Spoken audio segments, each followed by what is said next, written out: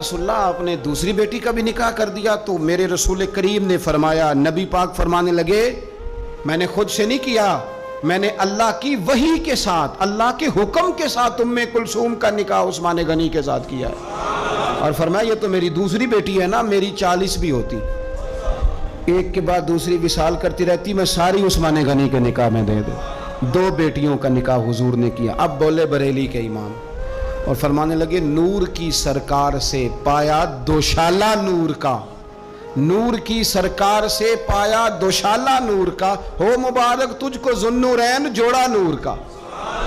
हज़रत उस्मान गनी से ना हुजूर बड़ा प्यार करते थे। आप नाराज़ ना होना, मैं आपको एक गुजारिश करने लगा हूँ, ये मेरी बात याद रखना, कोशिश करना आपका मिजाज कभी किसी बंदे के लिए बोझ ना बने, आपकी तबीयत कभी किसी पर बोझ ना बने।